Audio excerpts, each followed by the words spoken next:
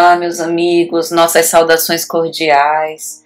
É com muita alegria que estamos aqui mais uma vez, com o objetivo de reflexionarmos sobre a nossa amada doutrina espírita. E hoje nós vamos falar sobre exame, a nossa capacidade de análise, de investigação, tão importante para o processo de autoconhecimento. Será que ela é sempre útil, ou nós sempre convertemos ela como uma ferramenta útil, para o nosso proveito?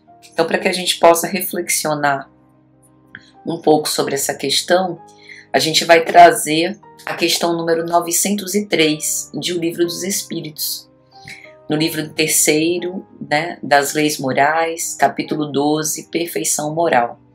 Quando Kardec pergunta a culpa em estudar os defeitos dos outros, e os imortais vão responder: se é para os criticar e divulgar, há muita culpa, porque é faltar com a caridade. Se é para fazê-lo em seu proveito pessoal e os evitar em si mesmo, isso pode algumas vezes ser útil.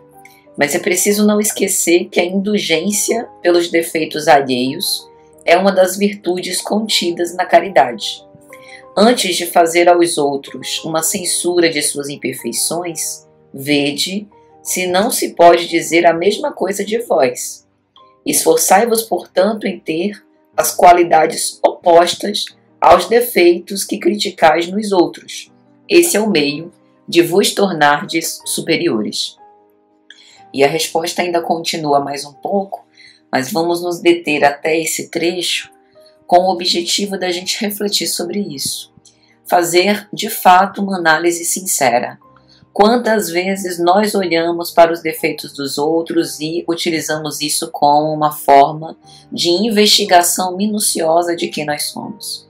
A gente se compraz em fazer uma lista de defecções alheias e dizemos que esse é o propósito de ajudar o outro a se reconhecer, a se desnudar perante os nossos olhos, porque nós somos os anjos encarnados na Terra e estamos movidos das melhores intenções.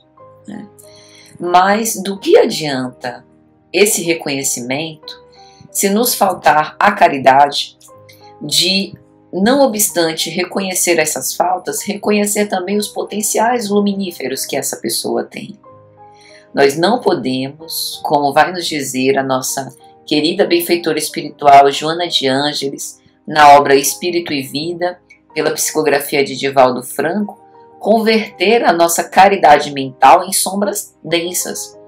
Porque se a gente se fixar muito nos erros dos outros, nós esquecemos da nossa vida e, por cegueira espiritual, poderemos vir a ocorrer os mesmos equívocos, a incorrer nos mesmos equívocos ou piores. Então, para que nós possamos utilizar a nossa capacidade analítica, a nossa visão não deve se conservar como instrumento de impiedade. A gente não deve usar o verbo como se fosse um punhal.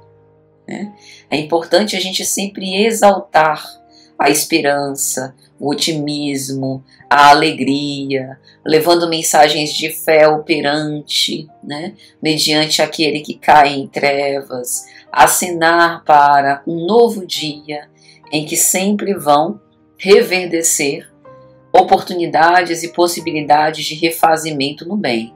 A gente precisa superar essa tentação de questionar muito só para saber da vida do outro e ajudar pouco, descobrindo o lado infeliz daquele que ombreia conosco. É importante nós fazermos o melhor. E isso é difícil. É difícil porque, por vezes, foi esse lado infeliz do outro que nos feriu, que nos magoou, que a gente tem um desejo de reparação, entenda-se como vingança. Por vezes a gente se sente injustiçado.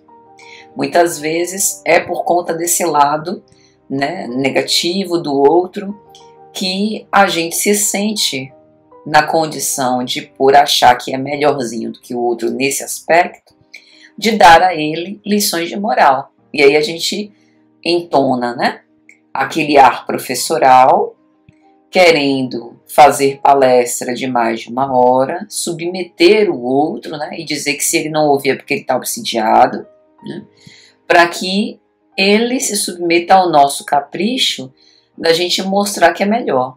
Entenda-se, orgulho.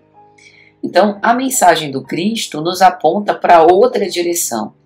Ele, que tinha uma argúcia psicológica inquestionável, conhecia todas as nossas defecções. Não obstante, se transformou numa mensagem viva de amor, de bondade, e nos prometeu o céu, a partir do nosso próprio esforço. Então, mesmo quando a gente acredite que nada pode realizar, podemos pensar no bem, né? Não fazer o nosso desfiladeiro de críticas, não exaltar a fraqueza dos outros, não examinar o erro do outro com azedume, se colocar na condição de necessitado também, né? Entender que assim como o outro agora está revelado perante os nossos olhos, nós também temos defecções que podem estar ocultas, mas que a qualquer momento também podem vir à luz. E como nós gostaríamos que fizessem conosco. E assim a gente consegue substituir as formas infelizes de reação e de exame, muitas vezes contraproducente, porque a impiedade, a falta de indulgência afasta, irrita, né? Ao contrário, que a prática da caridade sempre aproxima e pode ofertar àquele que se equivocou a oportunidade de recuperar o passo e realinhar, né, a sua trajetória. Então, meus amigos, pensemos nisso. A capacidade de exame é preciosa para que a gente possa analisar a nós mesmos, mas pode se converter naquela toga de juiz inclemente e insensato, que definitivamente não somos. Então, que Jesus abençoe ricamente a todos, nossos votos de muita paz, e até a próxima, se Jesus assim permitir.